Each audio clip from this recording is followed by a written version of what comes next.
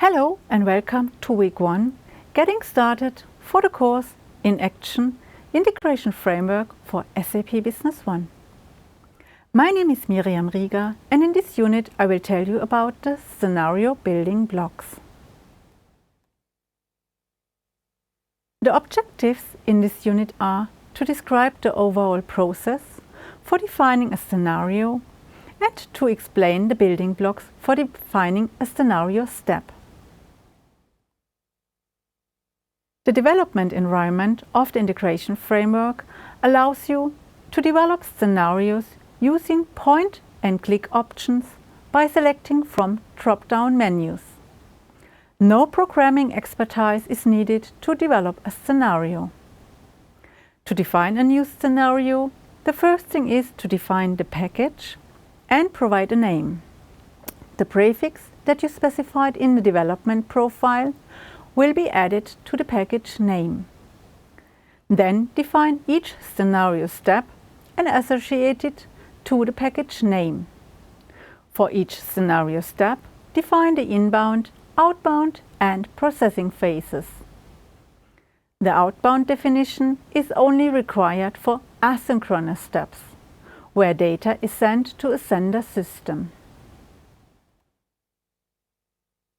A step models a specific interaction between two systems. These interactions can be synchronous or asynchronous, and you can have a mix of synchronous or asynchronous steps in the package. For a simple business process with a single interaction, there will be just one step. For a more complex business process with multiple interactions, there can be several steps. A synchronous communication is a direct communication between the involved parties. It follows a request-response pattern. The sender, the caller, makes a request which triggers the step processing. The processing may make calls to external systems to enrich the data. The result of the processing phase is handed back to the caller as a response immediately. The result has to be handed back promptly during the step processing, otherwise it will run into an error. Asynchronous communication is triggered by an incoming event, call, or by a timer. During the inbound phase, the data is retrieved from the sender system. The step processing may make calls to external systems to enrich the data. The data is transformed and passed to the outbound phase for the receiver system at any time. In the design for the step, you decide how the step will be triggered, which system types communicate with each other, how the integration framework will transform the message, and if any other processing will occur, such as calls to external systems. The inbound channel describes the type of sender system, and you can select the API that the integration framework will use to retrieve the incoming data. The inbound channel options are HTTP, file, void if the scenario is triggered by a timer, web service, SAP Business One and SAP ERP. Please be aware some inbound channels are only available in newer releases.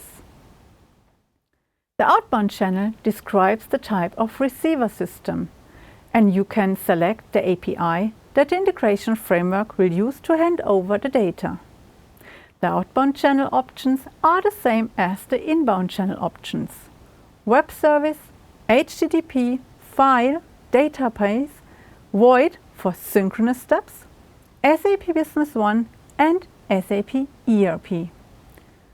For the processing phase, you select atoms using a graphical design tool, as you can see it here in the picture on this slide.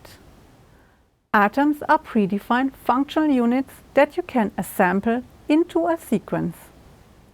Atoms can be used for calling an external system, such as an SQL database or email. Each atom receives the inbound message, performs its tasks, and hands over an outbound message to the next atom. In the BizFlow Designer, you can define the step processing in the integration framework. Initially, the processing flow contains a start and end control structure with a single atom in the middle. This is a transformation atom that you can use to format the data into the final format for the receiver or caller. The name of this atom is final. This atom provides an extensible stylesheet language file, XLS, that you use to transform the data into the final structure for the receiver or caller. This aspect will be covered in more detail in the next unit. You can select additional atoms to add to the processing. To add an atom, choose the arrow in the start control structure. A list of available atoms will open and you can choose from the list. Each atom also contains an arrow so that you can add subsequent atoms to the processing flow. Let's go to the system and see how it works. In the system, you go to Scenarios and Package Design. And to add a new scenario, you click on this plus icon here. And then we create a new scenario and we add here the name. In my example, I will call it openSAP Scenario. And I click on the tab. Then the system automatically enters or adds the defined prefix, it's edu in my system, to the scenario name. I select here in the field Authentication, No Authentication, and then I can save this new scenario. Then I go to Step Design, and here I have to select my scenario. Here I have my openSAP scenario, and then I can enter here a name for the scenario step. Here you define the inbound channel,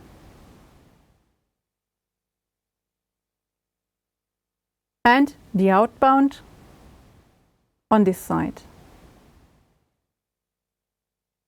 When I click on Processing, the BizFlow opens and I see here the final atom. To add a new atom, I click on this gray arrow and I can select from the list which kind of atom I want to add. It's in this case I want to call SQL. I select this and I add this new atom to the process. Then I can close the window and this new atom is added to the process. Then I have to, when I finished everything, I have to save this definition. If you want to delete a scenario, you go under Package Design, but first you have to be sure to work in the correct prefix. Then you can select the scenario which you want to delete and you click on the trash icon to delete this scenario. The first message here is about the deletion and I say yes, I want to, or okay, I want to delete it.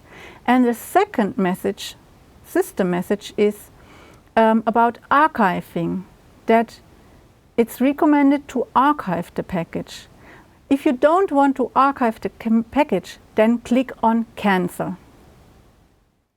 And the scenario package is now deleted. Let's go back to the slides. And in this unit, you learned the overall process for defining a scenario. It is define the package define a step and associate it with the package, and then define the inbound, outbound and processing phases of the step. To make simply selections from the building blocks, the inbound channels, processing and outbound channels. Using the BizFlow Designer, where you can easily add atoms to the processing flow. In the next unit, you will see how to transform data using the transformation atom. Thank you for attending this unit and see you in the next unit. Bye bye!